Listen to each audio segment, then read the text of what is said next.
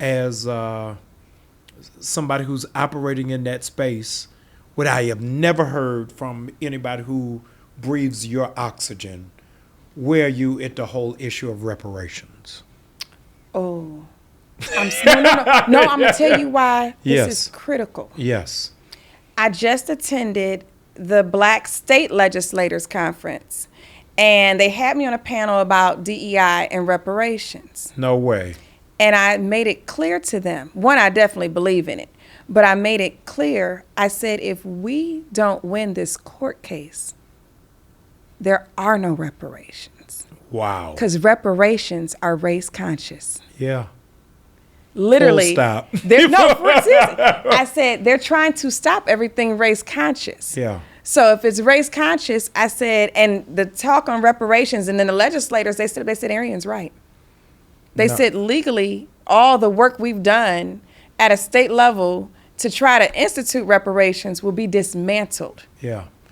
And outside of the government's participation and their obvious role of indebtedness, where is it really in your bailiwick in terms of corporate responsibility? Because these corporations really should be participating without having it being mandated. Woo! Especially when you said the consumer dollars. Yes. You are correct. I like the civil rights analogy. I always said I was working in civil rights 2.0 when I realized that Dr. King's work ended at economic freedom. Yes. And we aren't truly free unless we are economically free. Whew. What was the question, Dr. Bryant? This is just loaded. Yeah, what is the responsibility of corporations? Where, let's say the government says, no, we're not going to do it. Oh, yeah. As long as we are the consumers, they are responsible. Yes. And right now, I have been getting pressure from, I would say, a lot of people, from media outlets, Roland Martin. They want to know a list. They want the list of everybody who we should not be supporting. Wow. But you won't get a list over. Well, I'm not saying I'm not giving the list over. You ain't giving it over yet. You're waiting to see. Yes, but not that long. Yeah. The list is going over. I'm taking meetings this week because I do need our communities aware. Yeah. One essay that I read is, this generation is tired of marching, tired of protesting. Mm-hmm. When they weren't even doing the marching in the first place, but that's a whole nother show. Is economic, I'm going to say, selective spending the new boycott, the new march? If we're not going back to D.C., is that the strategy? Because I contend the Montgomery bus boycott happened, going back to Godmother Rosa, not because of the speeches of Dr. King, but because they withheld their money. Yeah, there was nothing moral about it. Yeah. It was they changed the economics. Right. There was nobody had a just decision, trust me. Right. You withheld the money. I think that's one way, but I think that we have to, I hate to say this, but I think we have to be fully aware of our, I don't want to say, but I'll put it this way, opponent strategies. Mm-hmm. Because technically, I mean, they're just looking out for their own interests. Right. We just need to develop a plan to look out for our own interests. Right. And I think that plan has to be just as multi-pronged as their plan. Like when we got sued, it wasn't a secret what Ed Bloom and his organization were doing. Right. He said, we're going to dismantle education. He said, we're going after employment. It was all written up in my case. I said, he didn't wrote out the whole plan. I said, this is horrible. Right. So we have to have a legislative plan because they're using law and litigation to basically dismantle things. We have to have, like you said, an economic plan as far as how we're spending our dollars. I think it's a little bit more multi-pronged, but we're going to have to get a few things in place. And you're correct. It may not look like the protests of the 50s and 60s. So one of our portfolio companies said, we are in basically a civil war. Wow. Yeah, she said it just doesn't. She said it just doesn't look like the form of guns and artillery. Yeah. She said, but what they're doing, the way they're waging war on us with this, she said that is war. She said in other countries, which is true, this would be a whole basically political uprising. This would be civil unrest. Yeah. In other places, even when I go over to Cote d'Ivoire where I hold a queenship, They were like, send the queen back here. They're treating her horrible in America. Right, They were like, where's the military? I said, oh, gosh. Yeah, no. I said, no, the military is not Protect coming you out at of all America to costs. defend me. Right.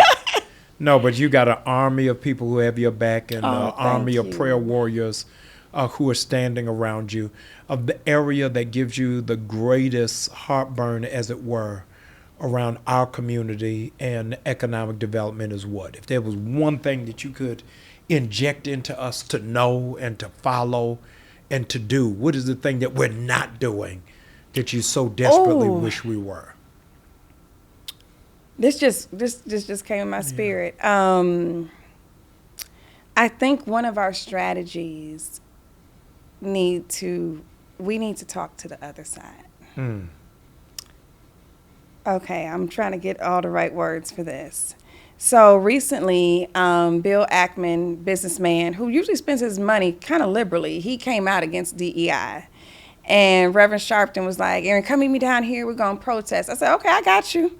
I got down there to protest. And I said, well, where is he at? I want to talk to him. I said, because I do believe through conversation and conversing that there can be conversion. Right. That people can be converted. Absolutely. And I said, I don't know if this, as far as protesting and everything, is the solution. I said, I've researched this man. I've watched how he spends his dollars prior to this. I don't know why he's so incentivized with this thing. I said, but I think this is worth a conversation. Right. And anytime we see words like that, where the root word is so similar, and I was just like, no, I said, through conversing, he can be converted. Right. And I said, I don't think we are taking enough time to have those discussions. I saw this, well, even biblically, people overcome by the blood of the Lamb and the word of one's testimony. Right, right. Yes, through conversing, we can have conversion. You're and right. that's like the faith plus works is a live example. I saw a movie, I can't remember the name of it, and it was during the civil rights era, and somebody would have those debates, and they would bring both sides in. And instead of like being in like a law situation or litigating or mediation, Right. they would debate it. They would have the pros to this, the cons to this. Right. And through that exercise, whoever led it, he started to convert people. Wow. Because people had a chance to express their empathy to be heard on both sides. But right now, 80% of white people's networks are 100% white. Say that again, slow. 80% Yes. of white people's networks are 100% white. Wow. Yes. So that means that I'm not having enough dialogue or opportunity to have dialogue for you to even hear my side, for you to even empathize with my life. Because no conversation Is even happening. Yeah.